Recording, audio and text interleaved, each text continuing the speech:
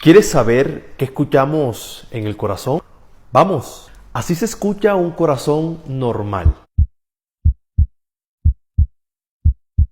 Así se escucha un corazón taquicárdico o rápido. Así se escucha un corazón bradicárdico o lento.